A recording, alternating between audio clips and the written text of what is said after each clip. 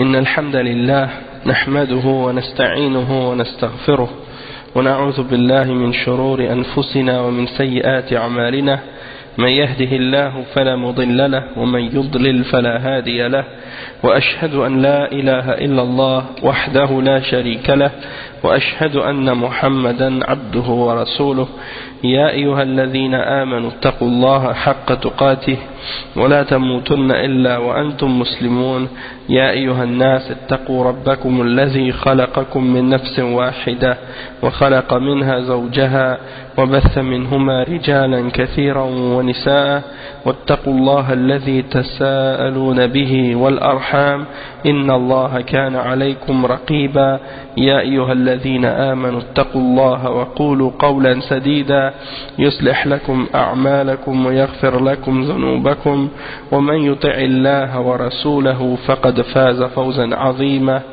أما بعد وإن خير الكلام كلام الله وخير الهدي هدي محمد صلى الله عليه وسلم وإن شر الأمور محدثاتها وكل محدثة بدعة وكل بدعة ضلالة وكل ضلالة في النار أما بعد.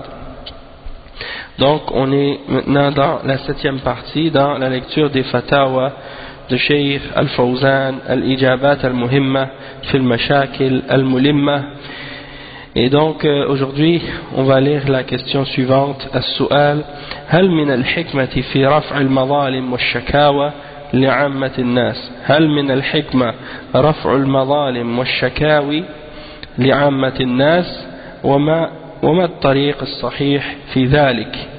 الجواب رفع المظالم والشكاوى أو الشكاوي يجب أن يكون إلى ولي الأمر أو نائبه ورفع ذلك إلى غيره من عامة الناس مخالف لمنهج الإسلام في الحكم والسياسة ويلزم عليه منازعة ولي الأمر في صلاحيته فلا يجوز لأحد أن ينصب نفسه مرجعا للناس دون ولي الأمر لأن هذا من مبادئ الخروج على ولاة الأمر ومن يشاقق الرسول من بعد ما تبين له الهدى ويتبع غير سبيل المؤمنين نوله ما تولى ونصله جهنم وساءت مصيره فلا فوضى في الإسلام وإنما الفوضى في نظام الكفرة والمنافقين ونظام الإسلام منضبط والحمد لله. Donc le cheikh, on lui a posé la question, est-ce que ça fait partie de la hikmah, de la sagesse, qu'on ramène les cas d'injustice et les plaintes aux gens ordinaires, hein? C'est-à-dire que est-ce que ça c'est une voie qui est correcte de faire ça? Et le cheikh il a répondu, il a dit on ramène les cas d'injustice et les plaintes obligatoirement aux dirigeants et à ses représentants,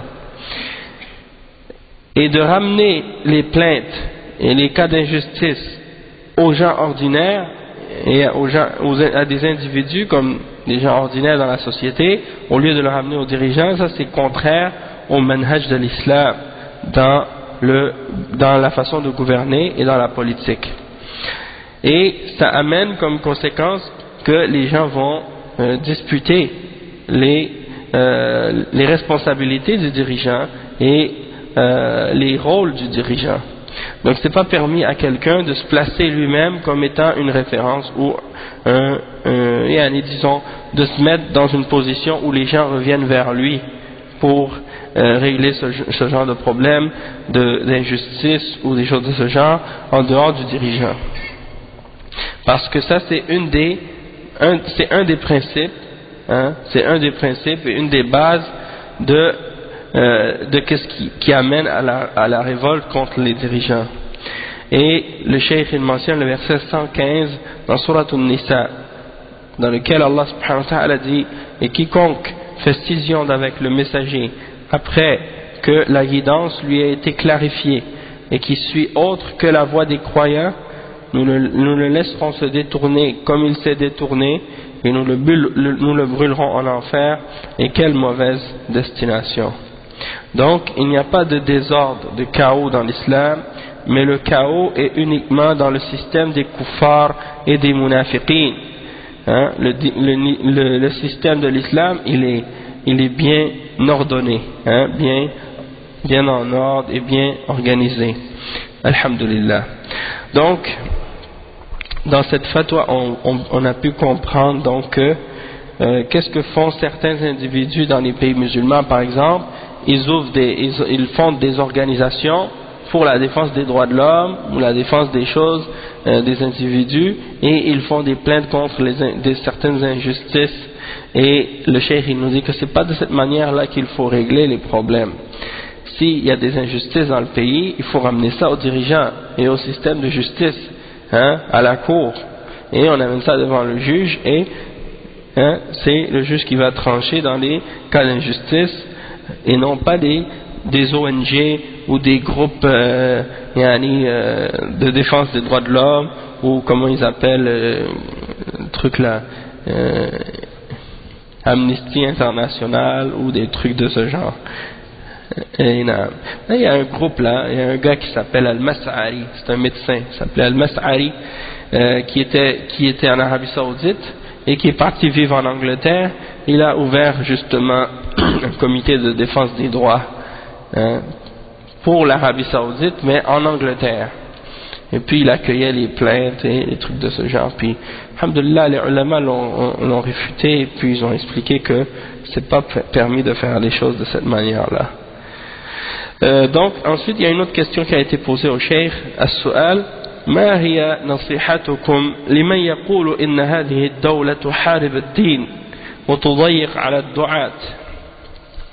Quel est votre nasiha, quel est votre conseil au sujet de ceux qui disent que cet État ou ce pays, ce gouvernement combat la religion et donne des difficultés aux du'at, c'est-à-dire à ceux qui appellent à l'islam? Le cheikh il répond, Cheikh Al-Fawzan, il dit: الجواب: الدولة السعودية منذ نشأت وهي تناصر الدين وأهله، وما قامت إلا على هذا الأساس، وما تبذله الآن من مناصرة المسلمين في كل مكان بالمساعدات المالية وبناء المراكز الإسلامية والمساجد وإرسال الدعاة وطبع الكتب على رأسها القرآن الكريم وفتح المعاهد العلمية والكليات الشرعية وتحكيمها للشريعة الإسلامية وجعل جهة مستقلة للأمر بالمعروف والنهي عن المنكر في كل بلد، كل ذلك دليل واضح على مناصرتها للإسلام وأهله وشجا في حلوق أهل النفاق وأهل الشر والشقاق، والله ناصر دينه ولو كره المشركون والمغرضون، ولا نقول إن هذه الدولة كاملة من كل وجه وليس لها أخطاء، فالأخطاء حاصلة من كل أحد، نسأل الله أن يعينها على إصلاح الأخطاء. ولو نظر هذا القائل في نفسه لوجد عنده من الأخطاء ما يقصر لسانه عن الكلام في غيره ويخجل عن النظر إلى الناس. Donc ils ont posé la question au cheikh au sujet quel est votre conseil au sujet de ceux qui disent que ce pays combat la religion et donne des difficultés aux gens qui invitent à l'islam et qui font la da'wah? Cheikh il répond, il dit: l'État de l'Arabie Saoudite, depuis qu'il a été fondé, il défend la religion et les gens de la religion, les hommes de religion. Hein? Elle n'a été établie, cet État, que sur cette base. Et tout ce qui est fait comme effort actuellement pour venir en aide et pour défendre les musulmans et pour les aider partout dans le monde, hein, avec des aides financières, ou en ouvrant des centres islamiques et des mosquées, en envoyant des gens pour faire la da'wah, en faisant imprimer des livres, et en premier de tout le Coran al-Karim, et en ouvrant des instituts de sciences pour enseigner l'islam, des facultés de charia, et également le fait que cet État également applique la charia de l'islam, et également le fait qu'il y a certaines fonctions qui ont été établies dans l'État, du fait que il y a comment je pourrais dire, une institution qui est chargée d'ordonner le bien et d'interdire le mal dans chaque ville de l'Arabie Saoudite. Et tout ça, ce sont des preuves claires du fait que l'Arabie Saoudite, elle défend l'islam et les gens qui pratiquent l'islam et qui appellent à l'islam, et c'est un coup dur dans les gorges des gens de l'hypocrisie et les gens qui veulent le mal et la division. Ça leur donne un coup lorsqu'ils voient toutes ces choses-là. Donc Allah subhanahu wa ta'ala, il défend sa religion et il supporte sa religion, même si cela déplaît aux mushrikines et aux gens qui ont des intérêts mauvaises. Et donc le cheikh il dit, et on ne dit pas que ce pays il est parfait sur tous les plans, parce que il y a personne qui n'a pas d'erreur. On ne dit pas que l'Arabie Saoudite il n'a pas d'erreur. Les erreurs, c'est normal qu'il y en ait. Tout le monde fait des erreurs. Barakallahu fik. Mais on demande à Allah de l'aider à corriger ses erreurs.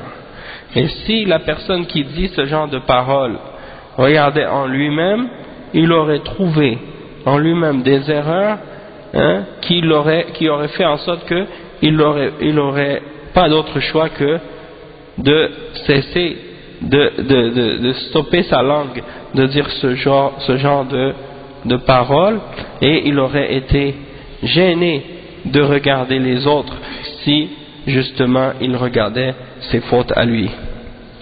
Donc ça c'est une réponse à ce sujet-là, et c'est une réponse très intéressante. Et puis il y a un autre commentaire du Cheikh Ibn Uthaymin, mais ça on va le lire la prochaine fois, Inch'Allah. Donc subhanakallah wa bihamdika ashhadu an la ilaha illa ant astaghfiruka wa atubu ilayk.